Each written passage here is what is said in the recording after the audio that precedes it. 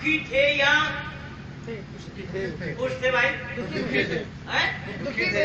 और दुख का मतलब क्या हुआ? आनंद से परे हो जाना, आनंद को छोड़ देना, आनंद से अलग हो जाना, आनंद रहित हो जाना। और परमात्मा के लिए मैंने क्या बताया? आनंद से कभी वंचित नहीं रहना। और मैं हाथ जोड़ रहा हूं, विनती कर रहा हूं, आप लोग भी बोलते रहिए। इन्होंने बड़ा खुशामद किया लेकिन बोल करके नहीं दिया। कंजूस मत बनिए, पैसा नहीं लगेगा इसमें बोलने में। जुबान दिया है परमात्मा ने बोलने के लिए, और सही बात नहीं बोलेंगे तो क्या गलत बात को बोलेंगे? मैं अगर बोलूं शराब पीना चाहिए, नहीं चाहिए, गुटखा खाना चाहिए, तो उसमें बोलेंगे। इसीलिए फिर संकेत करना ना पड़े, मैं विनती कर रहा हूं, अगर मेरी बात को समझ रहे हैं तो संकेत दे दीजिएगा, मैं स्टेशन पे पहुंचा दूंगा। मैंने निवेदन किया कि राम उन दिनों में, अर्थात उस पीरियड में, जिस पीरियड में सीता को रावण उठाकर ले गया, राम सुखी थे या दुखी? जल्दी दुखी थे। दुखी थे। और दुख से वंचित होने का काम परमात्मा का नहीं है। परमात्मा को दुख छू नहीं सकता, वंचित होना तो दूर की बात। परमात्मा को दुख छू नहीं सकता। छू नहीं सकता। इसीलिए ऋषि दयानंद लिख रहे हैं, आनंद स्वरूप है, आनंद से परमात्मा वंचित नहीं होते। तो राम उस समय दुखी हुए जी। तो राम जब दुखी हुए तो फिर राम का परमात्मा होना सिद्ध हो रहा है क्या? नहीं। अब सिद्ध इसलिए भी नहीं होगा कि राम उस समय ढूंढ रहे हैं किनको? सीता जी को। सीता कौन थी? उनकी उनकी पत्नी। पत्नी। धर्मपत्नी। अब वाइफ थी या पाइप थी वो तो बात थी, लेकिन राम की पत्नी थी कौन? सीता जी। और जब राम परमात्मा है तो क्या परमात्मा का पत्नी भी होगा कोई? नहीं। अरे चुल्लू भर पानी में डूब बोल। हिंदू कहलाने वालों, ऋषि ने तो रोया इसी बात के लिए, ऋषि ने जहर पिया इसी बात के लिए कि ऐ दुनिया के लोगों, जो वस्तु जैसा है उसको वैसा ही जानो, मानो और कहो। हिंदू इन्हीं बातों को अगर समझ गए होते तो आज भारत का नक्शा ही कुछ और होता। ये मुसलमान, ईसाई ये कोई फैक्टर नहीं है, ये हिंदू ही संभलने के लिए तैयार नहीं, समझने के लिए तैयार नहीं, बनने के लिए तैयार नहीं, सत्य को स्वीकार करने के लिए तैयार नहीं है। ये हिंदू ही अगर सत्य को स्वीकार कर ले तो हमें किसी और की आवश्यकता नहीं है। अब राम को परमात्मा मान लिया, जबकि राम एक ऐसा शब्द है जिसका रूप चलता है। एक राम, दो राम, अनेक राम। तो परमात्मा का रूप चलेगा क्या? परमात्मा एक, दो, अनेक हो सकते हैं क्या? नहीं। फिर राम को ईश्वर मानना क्या हो रहा है? गलत हो रहा है, गलत। एक बात और देखिए कि राम को अगर ईश्वर मान लिया जाए तो राजा दशरथ को क्या मानना पड़ेगा? राम का पिता। तो क्या ईश्वर का कोई पिता हो सकता है? नहीं। और वेद क्या कहता है? ओम सनो बंधु जनिता सविधाता धामानि वेद भुवनानि विश्वा यत्र देवा अमृत मानशान स्थितिये धामन धैर्ययन्त।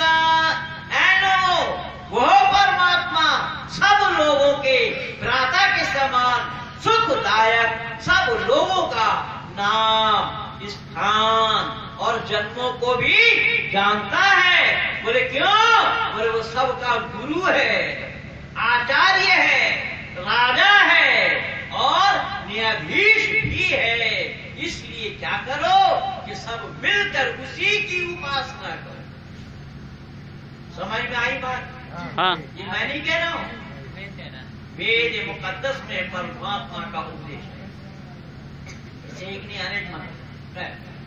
तो यहां मैंने निवेदन किया कि परमात्मा को लोग अब जान करके मान रहे हैं, अनजान में मान रहे हैं। बंधुओं जरा जल्दी बोलना।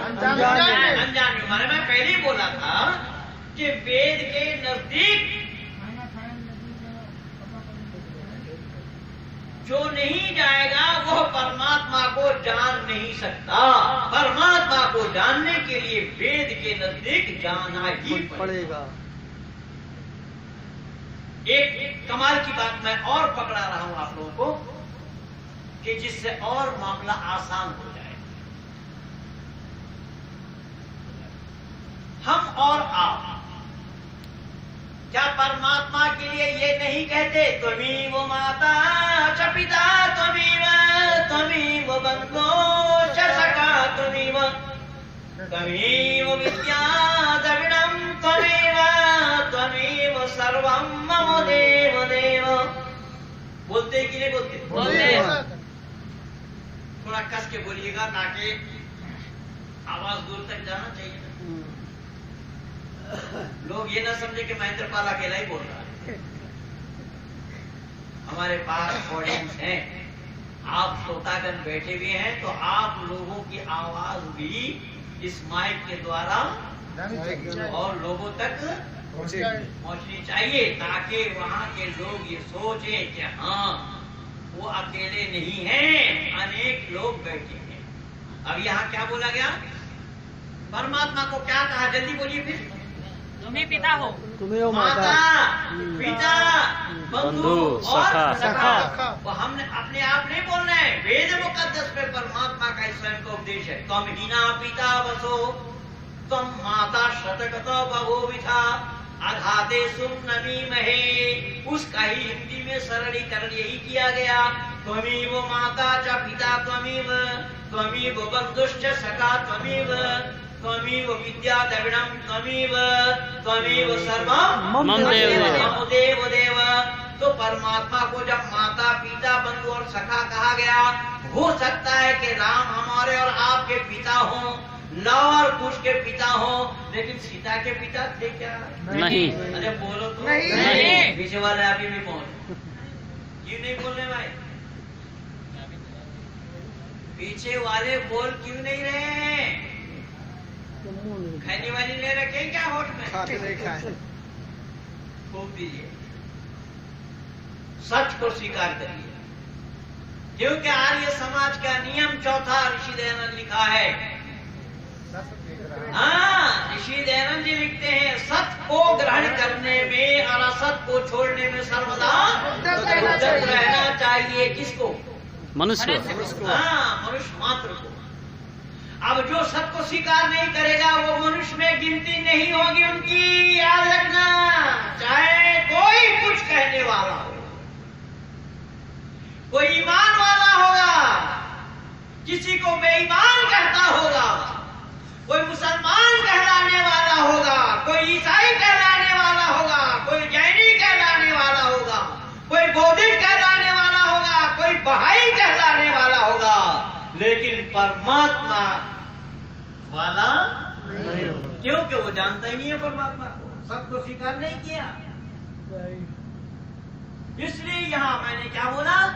परमात्मा के लिए क्या कहा गया है? वो माता है, पिता है, बंधु है, सखा है।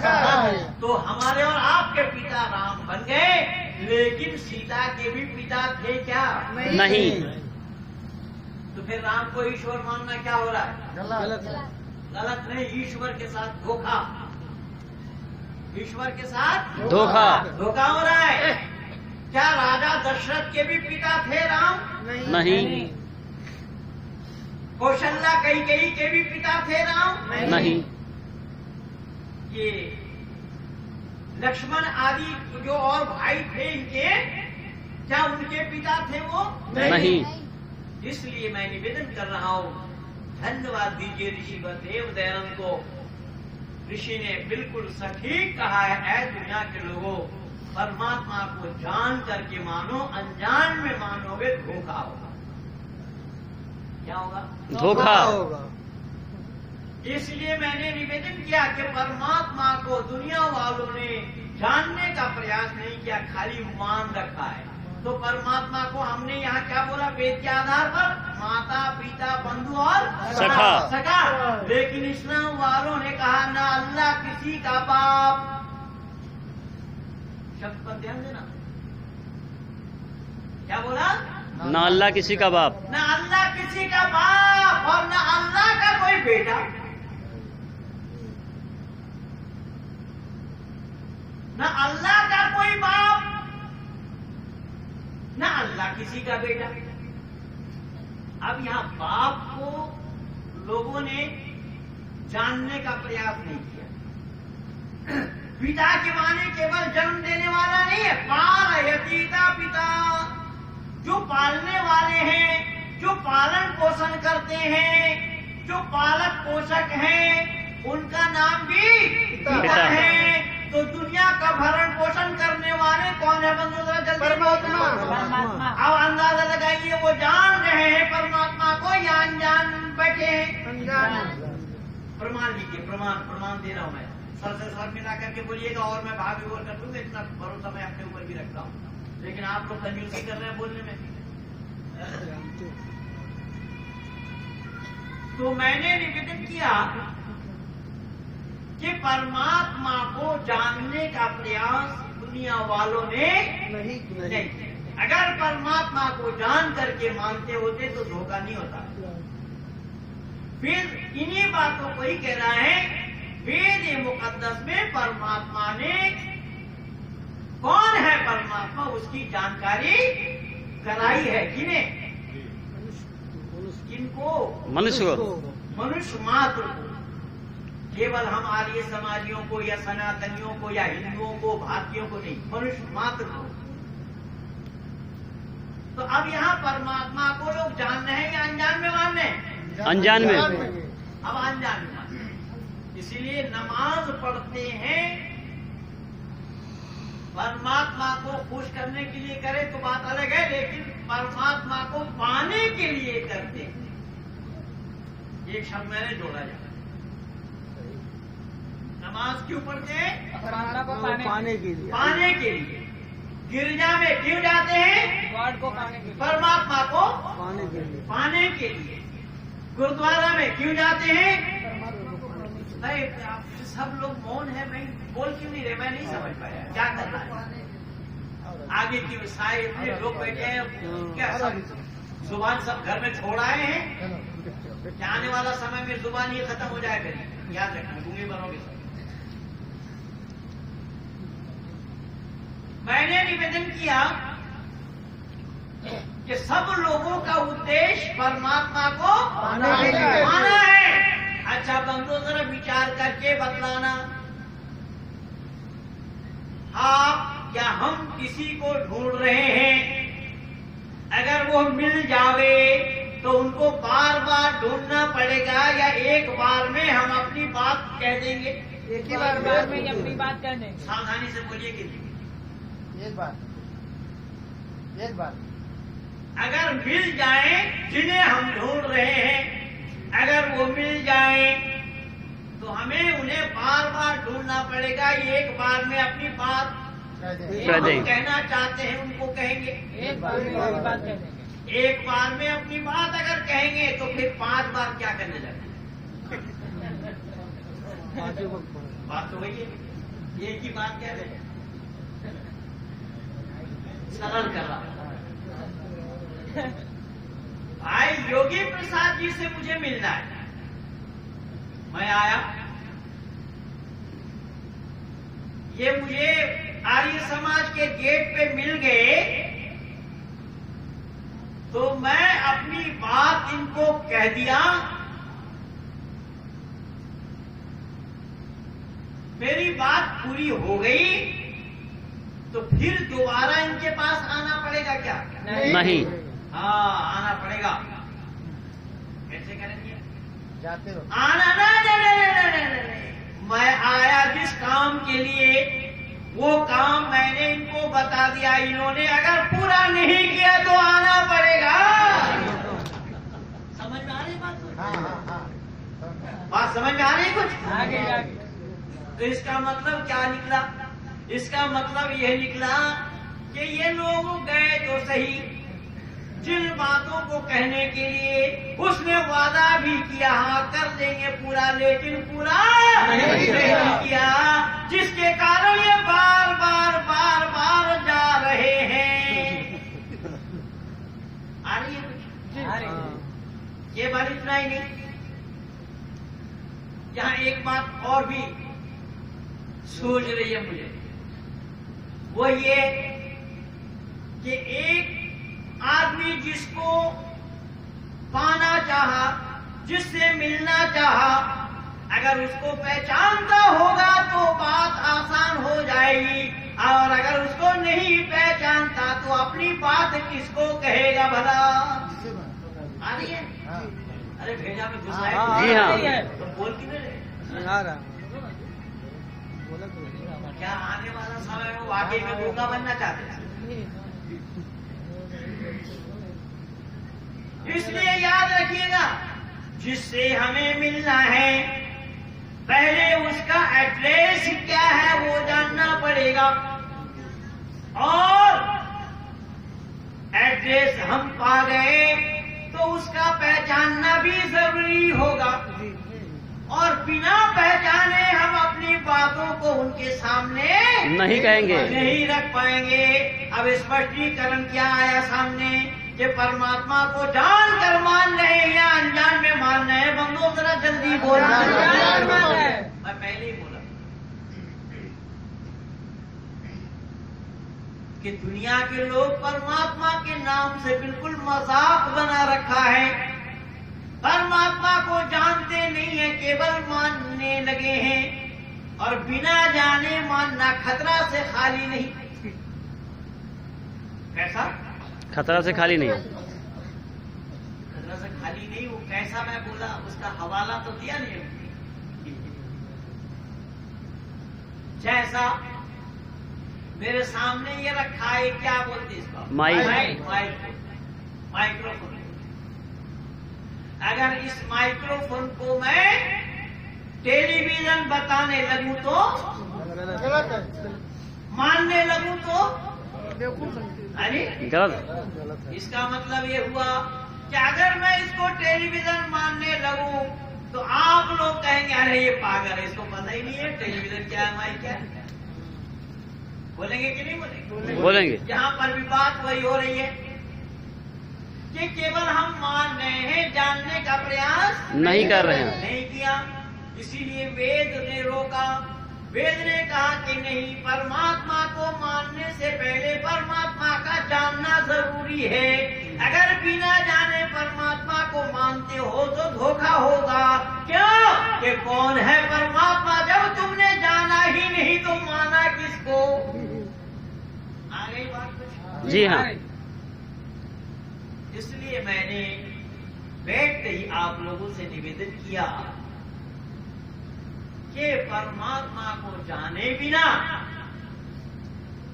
परमात्मा का मानना संभव नहीं, परमात्मा का पाया जाना भी संभव नहीं होगा। तो परमात्मा को पाया कहां से जा सकता है? वेद से। क्यों? कि वेद के अलावा कोई और पुस्तक नहीं है धरती पर जिन पुस्तक के माध्यम से परमात्मा को जाना जा सके। वेद में ही परमात्मा का पता बताया कि कौन है वो परमात्मा। तो ऋषि वगदेव दयानंद लिख रहे हैं, ओम विश्वानि देव सवितर दुरितानि परासुव यद भद्रम तन्न आसुव। हे सकल जगत का उत्पत्ति करता, समग्र ऐश्वर्य युक्त शुद्ध स्वरूप, सब सुखों का दाता। कौन? उसी का नाम परमेश्वर है। शब्द पर ध्यान देना, यहाँ क्या परिचय दिया जा रहा है परमात्मा का कि कौन है परमात्मा? बोले वो परमात्मा है सकल जगत का उत्पत्ति करता। क्या है? सकल जगत का उत्पत्ति करता, सकल जगत का उत्पत्ति करता, स्थिति करता और प्रलय करता, मनुष्य मात्र के किए हुए कर्मों का भी फल दाता। ये गुण परमात्मा है। परमात्मा को छोड़कर किसी से यह काम किया जाना संभव नहीं है। इसलिए क्या बोला? लोगों, परमात्मा क्या है? और सकल जगत का उत्पत्ति करता है, समग्र ऐश्वर्य युक्त है, शुद्ध स्वरूप है, सब सुखों का वो दाता है। कौन? बोले उसी का ही नाम परमेश्वर है। उसे छोड़कर किसी और को परमेश्वर जानना मानना खतरा से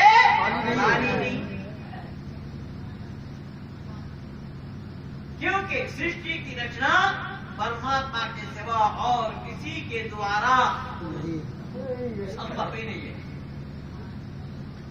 केवल इतना ही नहीं, और भी बताया वेद में। क्या बताया? ओम य आत्मलावनदा यच्च विश्व उपासते प्रतिसंयच्च देवः यस्य छायामृतं यस्य मृतुः कस्मै देवाय हविषा विधेम। जो आत्मज्ञान का दाता, शरीर, आत्मा और समाज का बल का देनेहारा, विद्वान लोग जिनकी उपासना करते हैं। अब विद्वान लोग उसे जानकर उसकी उपासना करते हैं या अनजान में ही उपासना करते हैं? मंगो जरा जल्दी बोलो। अगर कोई अनजान में परमात्मा की उपासना करता है, वो उपासना अरे बोलो तो सार्थक नहीं है। नहीं है। क्यों? जब उसको जाने बिना उसकी उपासना किया जाना संभव नहीं। आ रही है समझ में कुछ बात? जी हाँ जी।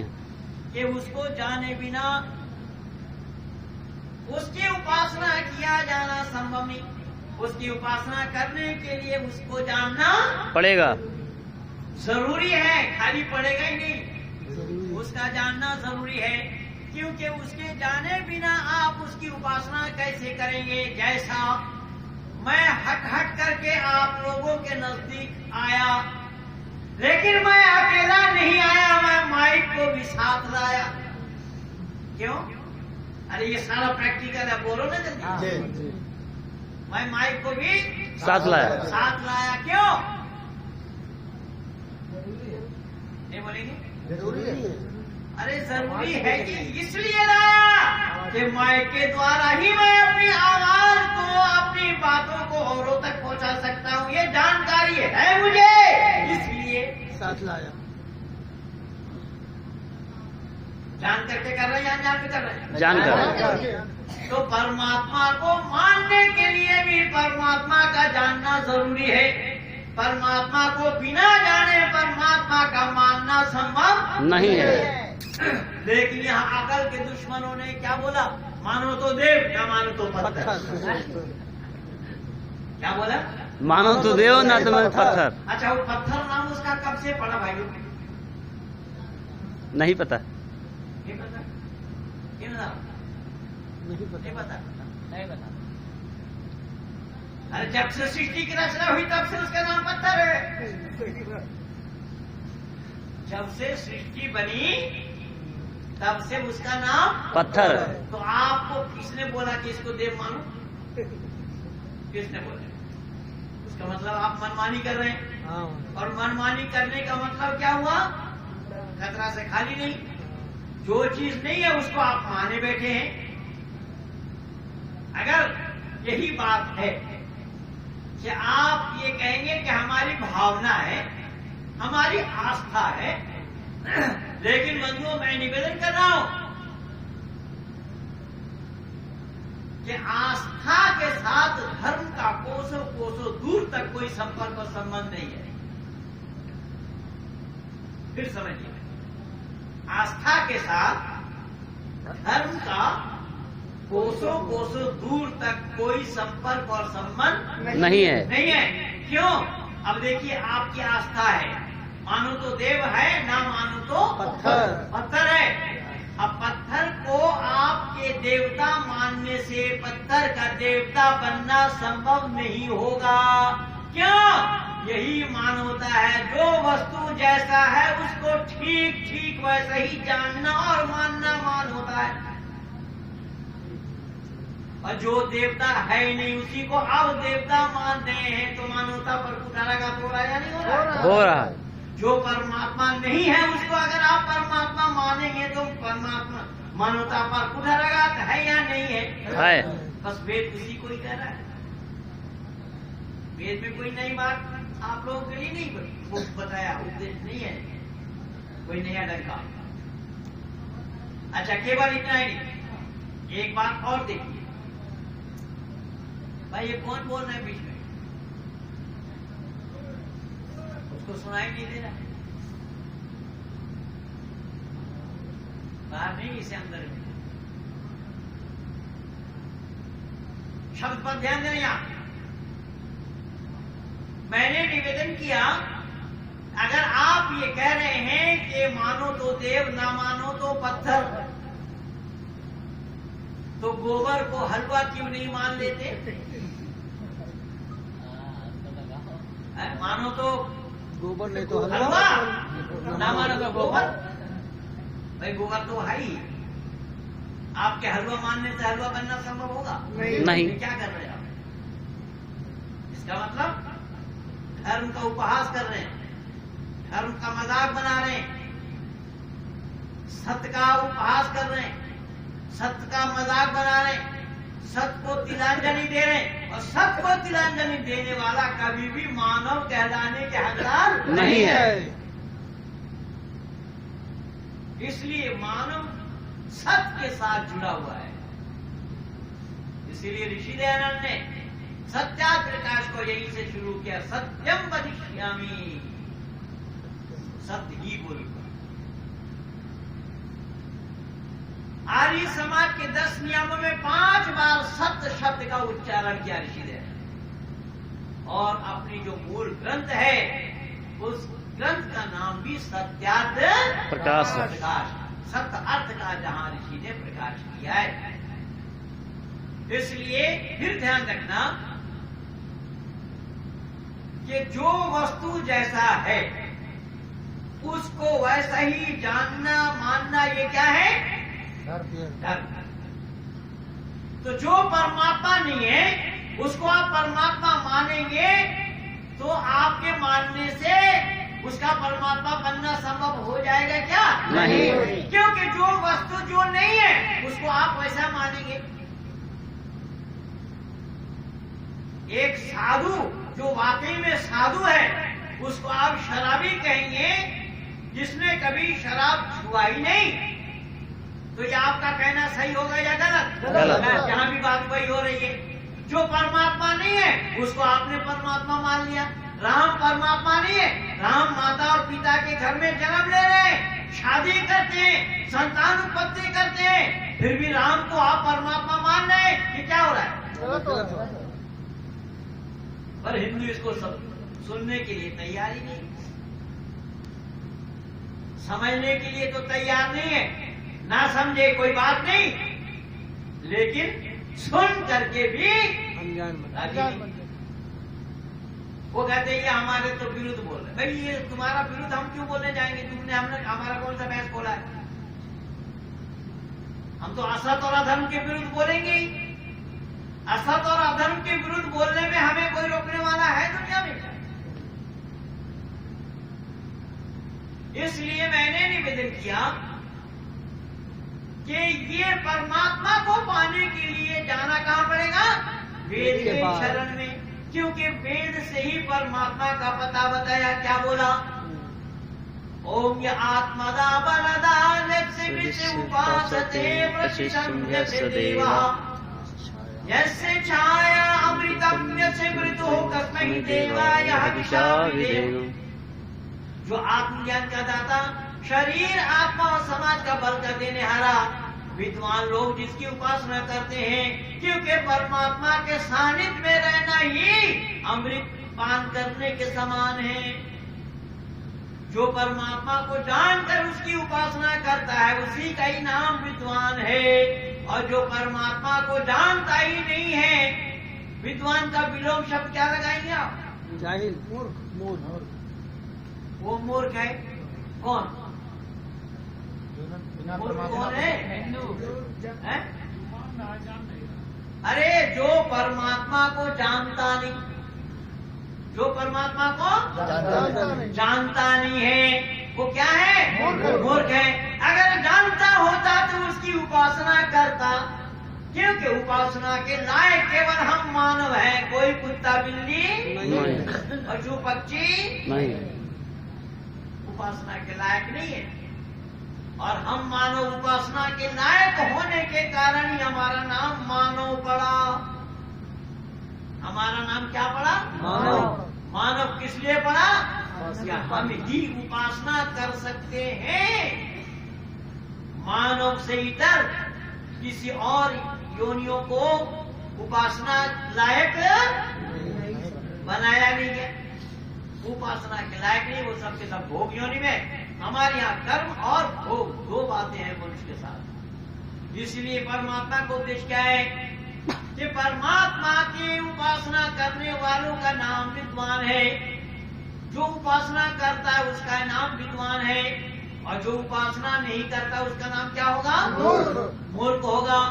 फिर परमात्मा के सानिध्य को लाभ करने वाला ही अमृत का पान करता है, और जो परमात्मा से दूर हो जाएगा, अमृत का विलोम शब्द क्या है? विष पान करेगा। तो विष पान करने वाला जिएगा या मरेगा? बंधु जरा जल्दी मरेगा। वेद यही कह रहा है। परमात्मा का उद्देश्य यही है कि विष पान करके भी तुम चाहो कि हम जिंदा रहे तो संभव नहीं। आप कहेंगे अरे साहब क्या बात है, अनजान में तो हम गलती कर ही जाते हैं, अनजान में गलती करने से परमात्मा क्षमा करते। क्या बोला? क्षमा करें। कहाँ क्षमा करेंगे?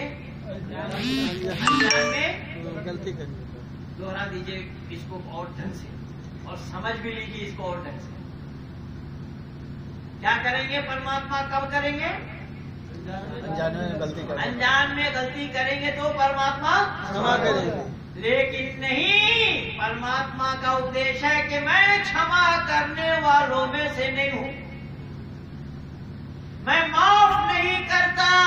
क्यों? कि तुम गलती पर गलती किए जाओ और मैं माफ करता जाऊं, ये मेरे स्वभाव से परे है। क्योंकि दंड देना ही मेरा स्वाभाविक गुण है। क्या बोला? लेकिन दुनिया वाले कह रहे हैं अस्तगफिरुल्लाह रब्बी मिन कुल्लि ज़ंबिन व अतूबु इलैहि ला हौला वला कुव्वता इल्ला बिल्लाहिल अलिय्यिल अज़ीम। कि इतना कह देने पर अल्लाह पाप को माफ कर देंगे। अब यहाँ परमात्मा को जान करके उससे माफी मंगवाई जा रही है। क्या बिना जाने ही माफी चाह रहे हैं उससे? बिना जाने। यानी परमात्मा का स्वभाव माफ करने का नहीं है। परमात्मा दंड दे करके हमें सजा देते हैं। परमात्मा के दरबार में, परमात्मा के डिक्शनरी में, परमात्मा की लाइब्रेरी में क्षमा शब्द नहीं है कि गलती भी करो और क्षमा भी मांगो। ये संभव नहीं। मैं सजा दूंगा। क्या बोला? मैं सजा दूंगा। भैया आनंद और मिलेगा नहीं हर जगह, और ना भाई ठाकुर प्रसाद जी से मिलना संभव। इसलिए ध्यान रख करके सुनिए मेरी बातों को और सहमति जताइए। सही और गलत का निर्णय लेते जाइए। सही और गलत का निर्णय लेते जाइए। सही क्या और गलत क्या है, और सही को अपनाना, सही को स्वीकार कर लेना, सत्य को जीवन में उतारना क्या है? मानवता। समझ में आ रही बात? जी हाँ। इसलिए मैं निवेदन किया कि अगर कोई ये कहे कि अनजान में गलती हो जाए तो परमात्मा क्षमा कर देंगे। अच्छा बंधु, समाधान मैं आप लोगों से ही निकालता हूं। एक आदमी ने जान करके जहर पी लिया और एक ने अनजान में पिया, मरेगा दोनों या एक मरेगा? दोनों मरेगा। दोनों मरेगा। इसका मतलब क्या हुआ? इसका मतलब ये हुआ जहर को ये पता नहीं है कौन जान करके ले रहा है और कौन अनजान में ले रहा है। समझ में आई? इसलिए मरेगा दोनों। तो परमात्मा का भी उद्देश्य यही है कि मैं माफ नहीं करता। चाहे तुम्हारी मान्यता गंगा सागर में नहा करके पाप से मुक्ति का हो, या मक्का मदीना का परिक्रमा करके पाप से मुक्ति पाने का हो, या जेरूसलम बैतुल मुकद्दस में जा करके पाप से मुक्ति पाने का इरादा क्यों ना रखते हो, लेकिन वो तुम लोगों ने अपने ख्याली जिंदगी में मनमानी ढंग से माना होगा। किंतु मैं परमात्मा हूँ, और परमात्मा होने के कारण पहली बात तो मैंने तुम लोगों को रोका भी था पाप करने से।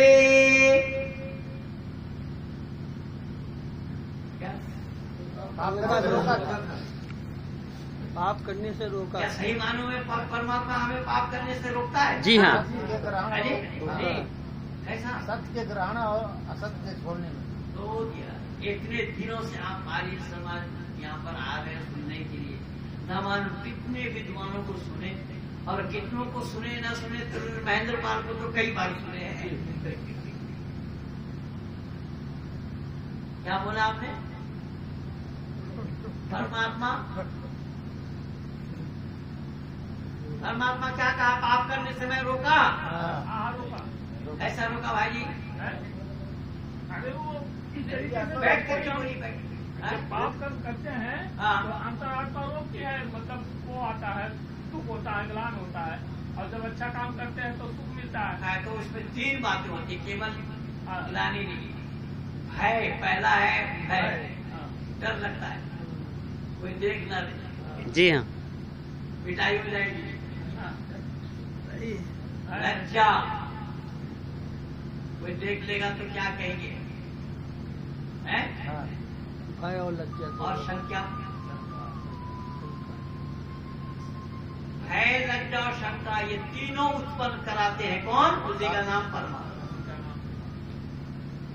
अब यहां देखिए कि जो लोग पाप करते हैं और उनकी मान्यता ये है कि इस पापों को परमात्मा क्षमा कर देंगे।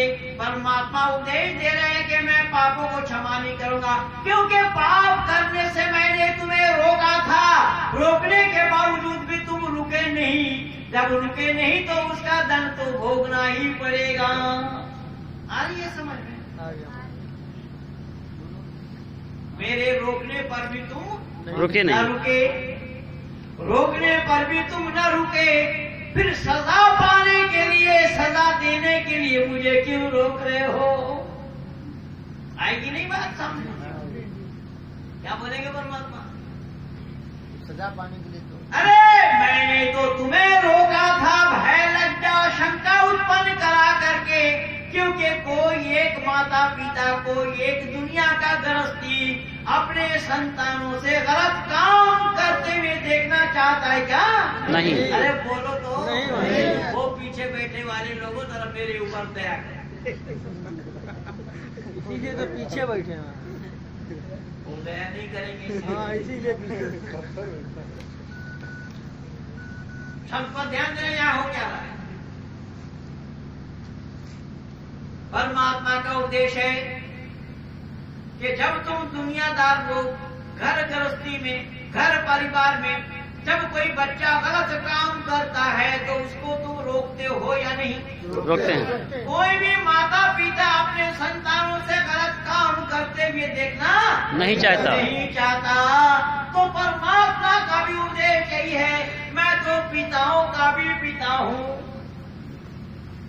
क्या? कि मैं पिताओं का भी पिता हूँ और मैं अपने संतानों से गलत काम करता हुआ देखूं तो ये संभव नहीं है। नहीं है। अच्छा बंधु, जरा ईमानदारी की बात यहाँ बताना कि जो लोग ये कहते हैं कि अल्लाह किसी का बाप नहीं, शब्द पर ध्यान देना, मैं बहुत पते की बात बोल रहा हूं। जिनकी मान्यता ये है कि अल्लाह किसी का बाप नहीं, उनके दिल में भी गलत काम करते समय भय, लज्जा, शंका उत्पन्न कराते हैं। यानी जरा जल्दी बोलना है। और ये भय, लज्जा, शंका उत्पन्न कराने वाले का नाम ही पिता है। आ रही बात समझ में? इसलिए जो पिता न माने तो क्या परमात्मा को जानना है या अनजान में मानना है? अनजान में। चुनौती दे रहा हूं मैं दुनिया वालों को। आओ, कौन जानते हो परमात्मा को? सामने आओ। यही कारण बना कि वेद के सामने मैं आज तक किसी को खाता खोलने नहीं दिया। भाई साहब को आज बहुत कुछ सुनाया हूं मैं।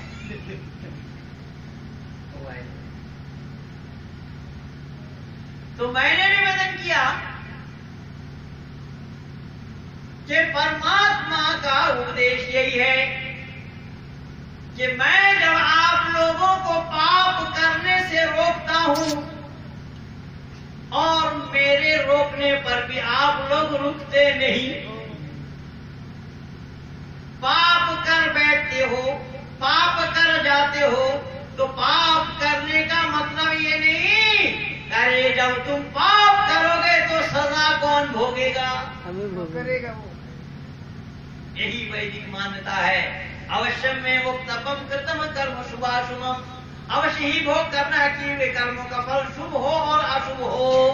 चाहे कोई हज करके आ जावे, कोई गंगा में नहा ले, कोई जेरूसलम में चले जाए, कहीं से पाप से मुक्ति का पाया जाना संभव नहीं है। इसीलिए परमात्मा उपदेश दे रहे हैं कि मैं पाप से कभी भी क्षमा नहीं करूंगा।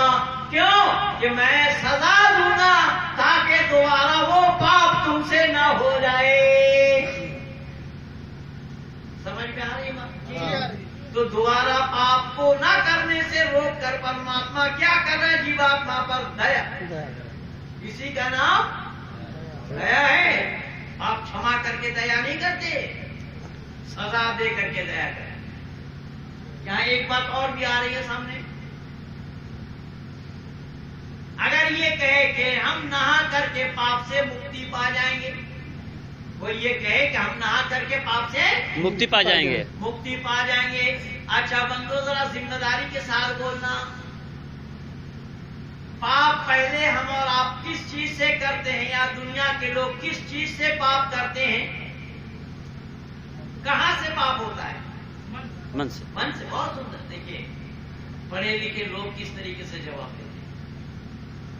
मन में आती है बात। पहले मंत्री जी की मोबाइल बड़ी अच्छी है, मैंने मन में सोचा ये तो हमारे पास होना चाहिए,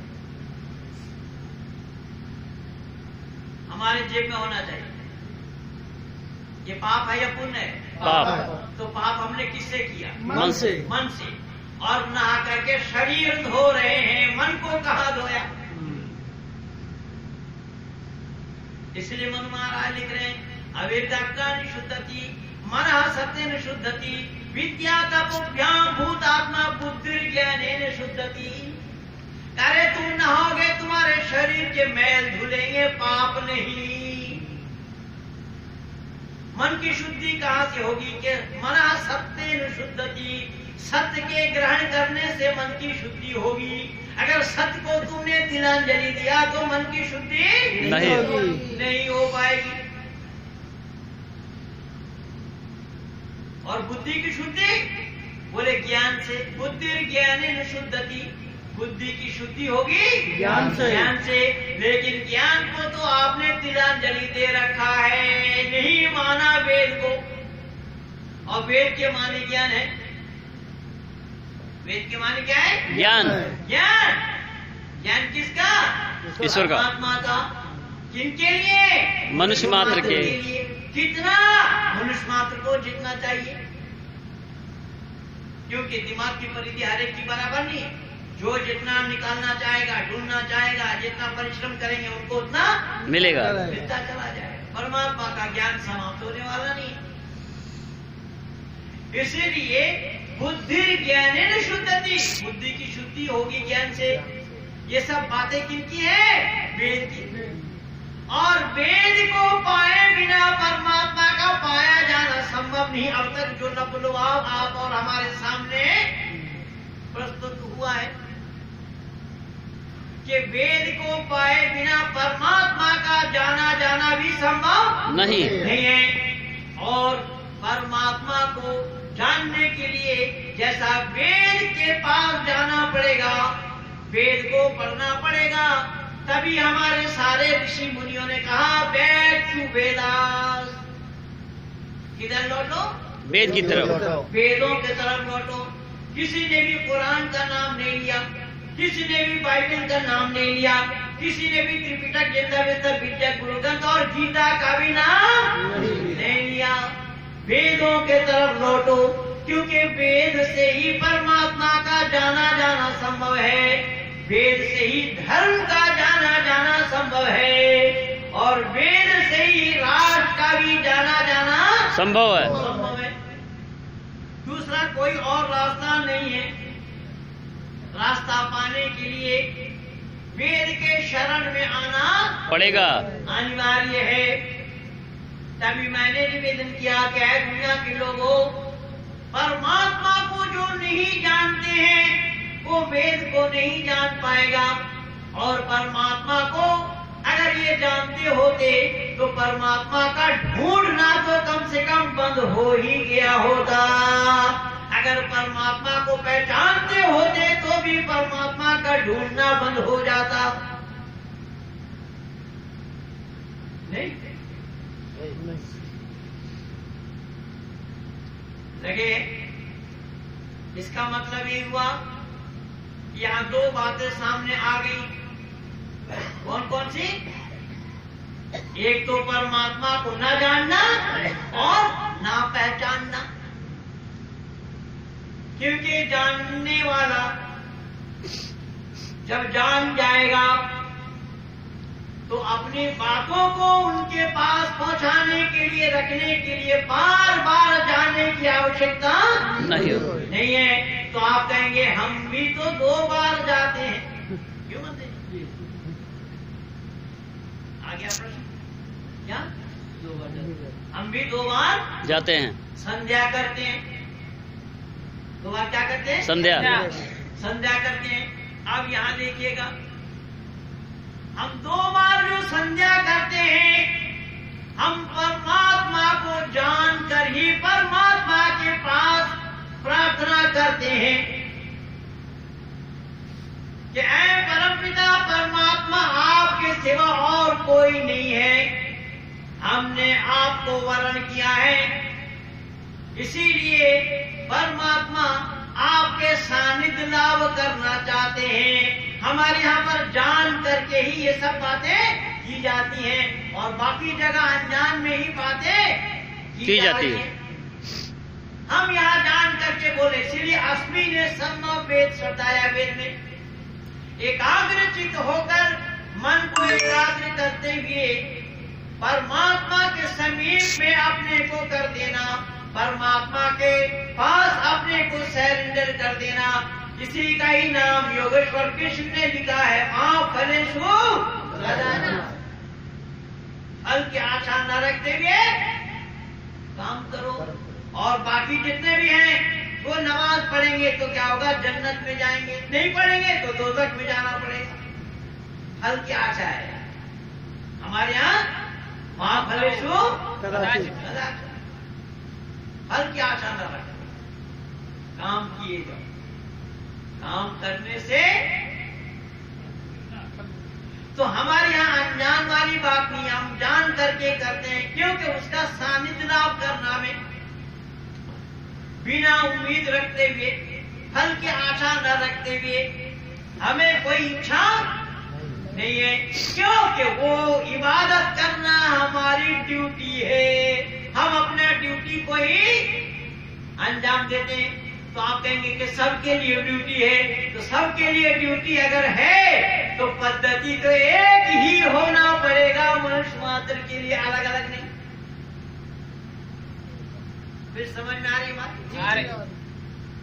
मनुष्य मात्र के लिए तरीका एक ही होना पड़ेगा, अलग अलग तरीका से परमात्मा का पाया जाना संभव नहीं है। आप कहेंगे फिर रामकृष्ण परमहंस देव ने तो बोला तो मत तो बहुत,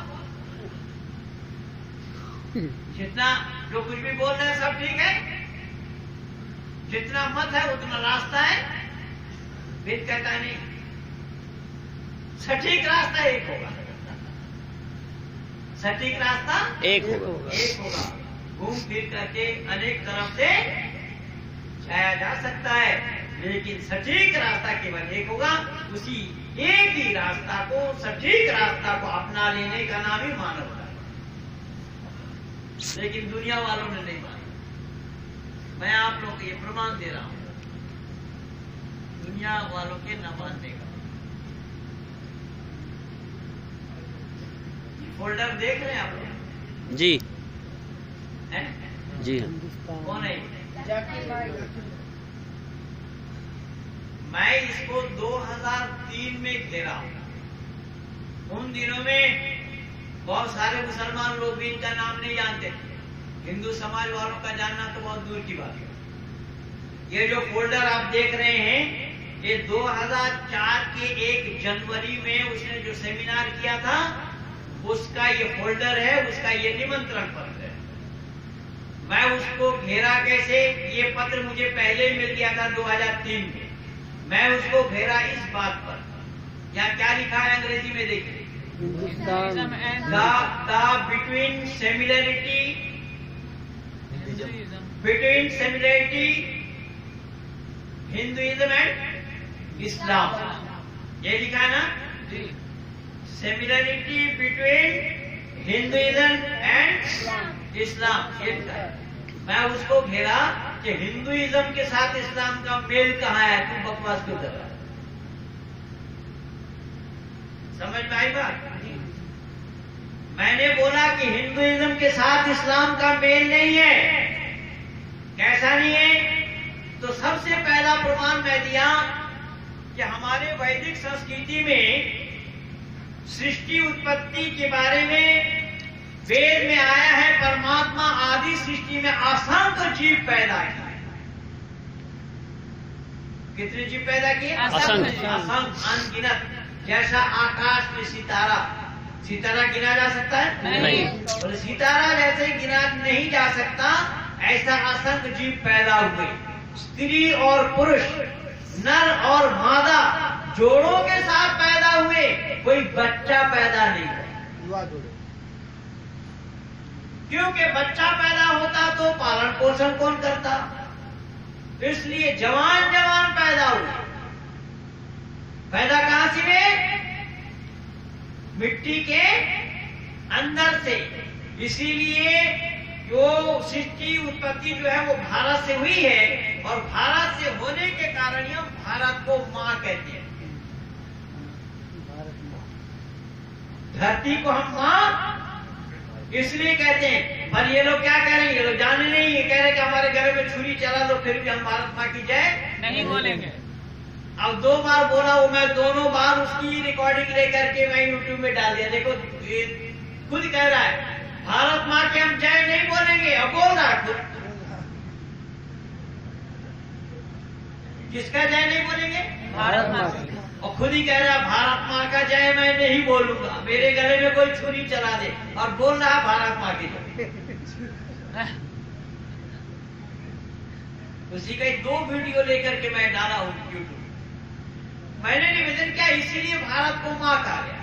तो मैंने कहा हम जो असंख्य जीव पैदा हुए नर और मादा जोड़ों के साथ, और इसी के ऊपर मेरा एक वीडियो लगा है यूट्यूब में, द क्रिएशन ऑफ साइंस, सृष्टि विज्ञान पर। सृष्टि विज्ञान क्या है? लेकिन कुरान और बाइबल वालों ने माना है एक स्त्री और एक पुरुष से दुनिया बनी। कैसी बनी? एक स्त्री और एक पुरुष से दुनिया बनी, और उन दोनों ने, स्त्री और पुरुष ने, संतानों को जन्म दिया, बेटा और बेटी को जन्म दिया। उन्हीं बेटे और बेटी में शादी हुई। हिंदू में है भाई बहन में शादी होना? नहीं। है? नहीं। हिंदू में नहीं है। हिंदू में तो गोत्र भी बचाना पड़ेगा। मैंने कहा कि इसके बावजूद भी सिमिलरिटी क्या बता रहा है भाई? समानता कहाँ है यहाँ हिंदुइज्म और इस्लाम में? मैंने कि ये तो काल वो था, आदम के काल में भाई बहनों में शादी हुई। अब तक तुम अपने चचेरी बहन को नहीं छोड़ते, ममेरी बहन को नहीं छोड़ते, मौसेरी बहन को नहीं छोड़ते, फुफेरी बहन को भी शादी होता है कि नहीं होता है? लोग दूध पी रहा है। हिंदू करेगा क्या? नहीं करेगा, हिंदू नहीं करेगा। तो फिर ये सिमिलरिटी क्या बता रहा है? इस तरीके से मैं जब घेरा उसको, तो 2004 में उसने सेमिनार किया, मुझे निमंत्रण दिया कि बाकायदा ये बाई पोस्ट आया। ये टिकट मेरे घर का है क्या? नहीं, नहीं, ये तो सरकारी है, पोस्ट ऑफिस का है टिकट। और ये मेरा एड्रेस देखिए, पंडित महेंद्र पाल आर्य समाज, आर्य नगर, पहाड़गंज, नई दिल्ली 110055। मेरे एड्रेस से आया। मैं उसको फिर सवाल लिख करके भेजा, मैं गया नहीं। सवाल लिख करके भेजा, तो फिर उसने जवाब हमें नहीं दिया। 2007 में बंबई में एक सेमिनार किया और अनेक देशों से आलिमों को बुलाया, उसमें मेरा भी बुलावा था, मुझे भेज दिया ये फोल्डर पे। फिर मैं इसमें भी नहीं गया, फिर मैं इसको सवाल लिख करके भेजा, जवाब नहीं दिया। तो फिर मैं 4/11/2008 को सार्वदेशिक सभा के लेटर पैड में, ये सार्वदेशिक नहीं, उस समय पुराना सार्वदेशिक, जिसका मैं 11 वर्ष तक प्रचारक रहा, जिस समय तो सब छोटे लोग बैठे, इसी सार्वजनिक सभा के लेटर पैड में 4/11/2008 को मैंने उसको खुली चुनौती दी। खुली चुनौती दी 2 पन्ने में, विमल बधावन जी के सिग्नेचर में। आज तक इसका जवाब नहीं आया। मैं दावा के साथ सीना ठोक करके कह रहा हूं कि कोई आर्य समाज का उपदेशक, कोई आर्य समाज का प्रचारक, कोई आर्य समाज का वक्ता, कोई आर्य समाज का विद्वान, कोई आर्य समाज के कार्यकर्ता, कोई आर्य समाज का अधिकारी बोले हाँ इस काम को भी किसी ने किया है। ये वेद का अर्थ गलत बोल रहा है, यूट्यूब में लगा हुआ है, सुदर्शन न्यूज चैनल में सुन लेना उसको। वो वहां मुरुगाय मद्दा, सती वाचन के एक मंत्र है, मुरुगाय मद्दा यूयम पाता सतवी सदाना। वो मुरुगाय मद्दा का अर्थ बोल रहा है कि मुर्गा ज़बा करके खाना चाहिए।